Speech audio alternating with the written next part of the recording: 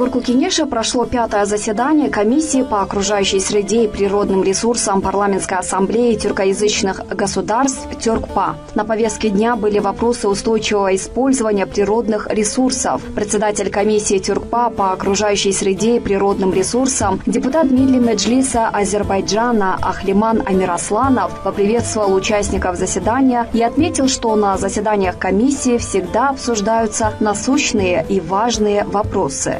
В ходе заседания завотделом Департамента развития лесных экосистем Государственного агентства охраны окружающей среды и лесного хозяйства Майрамбек Алиев озвучил предложение. По его словам, в Кыргызстане на сегодняшний день имеются орехоплодные леса на общей площади 630 тысяч гектаров. Основной проблемой этих лесов является борьба с вредоносными насекомыми. В связи с этим мы бы предложили организовать обмен опытом, тренинги по данному вопросу между государствами, предложил он. Председатель комиссии Ахлиман Амирасланов поблагодарил за предложение. Я думаю, что это важное предложение. Это важно, когда в таких заседаниях участвуют специалисты. Предлагаю внести изменения в нашу резолюцию, сказал он. Депутат Джогурку Кенеша Абылкаир Узакбаев отметил, что парламентская ассамблея своей деятельностью создает условия для политического, экономического, культурного сотрудничества, вносит существенный вклад в сближение братских народов. Рассматриваемая на нынешнем 5-м заседании проблема очень актуальна как в мировом масштабе, так и для тюркоязычных стран, так как наши народы все больше потребляют продукты с ГМО. Поэтому их применение необходимо законодательно определить. Совместными усилиями, обменом опытом, применяя имеющиеся возможности, мы найдем пути решения данной проблемы. В мероприятии приняли участие парламентские делегации Азербайджана, Казахстана, Кыргызстана и Турции.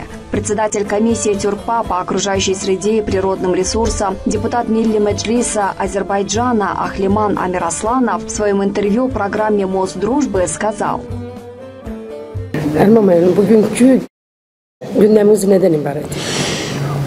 Bilirsiniz ki, Türk dilli ölkələrin parlament asambleyası artıq 10 ildir fəaliyyət göstərir.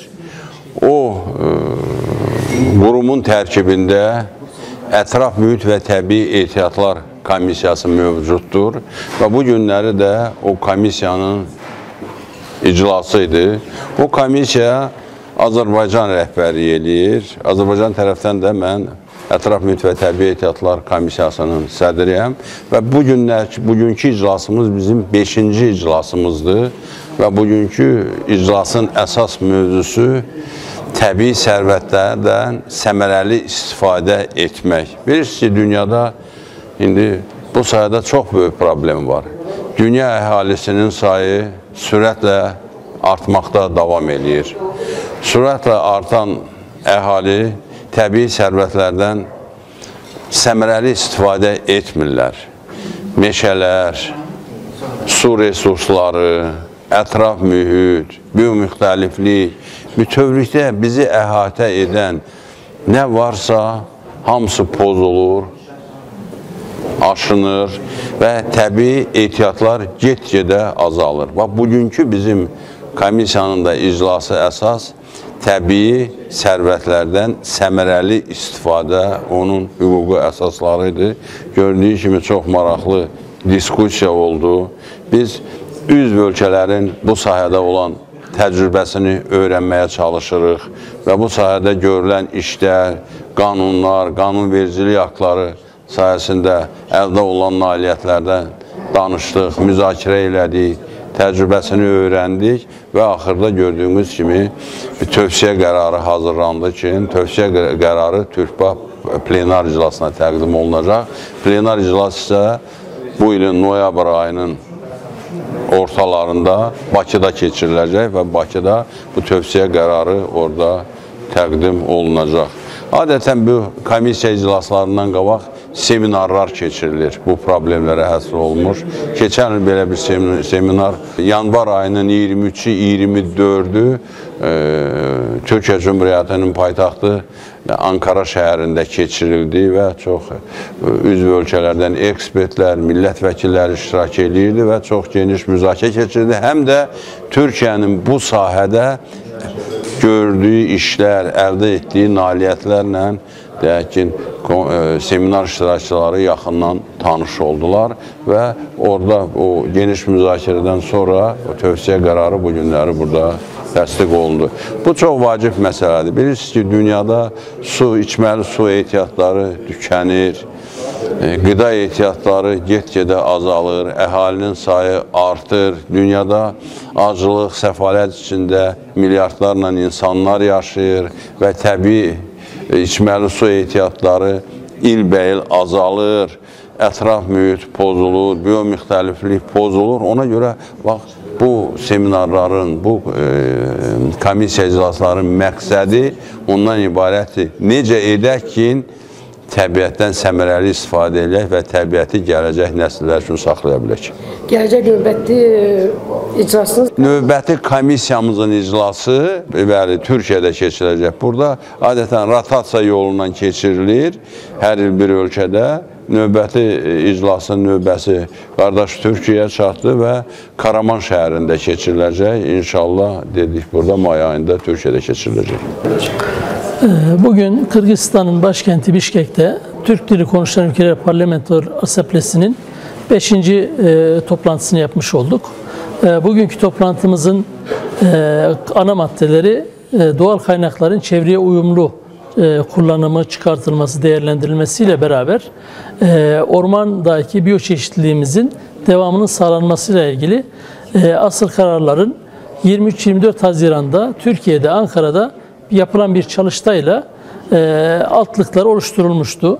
Buradaki çalıştayda ilgili işin uzmanları, ülkeler tarafından gelen uzmanlar, aynı zamanda milletvekilleri ile ortak toplantılar yapıldı.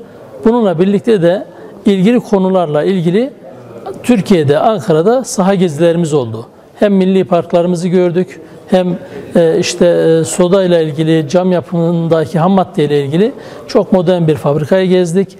Hem de Türkiye'nin Tohum Gen Bankası'nın olduğu bir tesisi gezmiştik. Bugünkü toplantıda da oradaki aldığımız tavsiye kararların, toplantının neticesindeki değerlendirmelerin buradaki bir onaylanma sürecini yaşadık. Bizim özellikle bu toplantıların özellikle 23 Haziran'daki 24 Haziran'daki yaptığımız çalıştay neticesinde Türk dili konuşan ülkelerin tohumlarının bizim Türkiye'deki Gen Bankası'nda saklanmasının önemini tekrar dile getirmiş olduk. Çünkü biliyorsunuz genetiği oynanmış ürünlerin tüketimi her geçen gün artmakta ve bu insan sağlığında tehdit etmekte. Eğer biz Türkiye'deki Tohum Gen Bankası'nda tüm Türkiye Cumhuriyetlerindeki ürünlerin orada saklanması, bilgi paylaşımının ortak olması, oradaki işletmemizde, tesisimizde Türkiye Cumhuriyeti'nden de uzmanların yer aldığı bir sisteme geçersek tüm Türk halklarının ortak bir gen bankasını oluşturmuş olacağız. Bununla birlikte biliyorsunuz ben Karaman milletvekiliyim. Temsil edildiğim, seçildiğim bölge Karaman. Bundan sonraki 6. toplantımızı da 2019-2020 yılında Mayıs ayının 2. haftasında ilim olan Karaman'da yapmayı teklif ettik. Çünkü o tarihlerde biz Türk dilinin başkenti olan Karaman'da bir kutlama merasimleri gerçekleştiriyoruz. Bu vesileyle bir sonraki toplantının Türk dili konuşan ülkelerin misyonuna, amacına da kuruluş gayesine de uygun olarak Karaman'da yapılması bizleri de son derece mutlu edecektir. İnşallah o toplantıda da hem çalıştay hem kurul kararları alınarak Türkiye Cumhuriyetlerinin ortak anayasalarına, çevreyle ilgili hassasiyetlerine ve kaynakların ekonomiye doğru kazandırılmasıyla ilgili kararların alınmasına hep beraber vesile olacağız. Ben teşekkür ediyorum.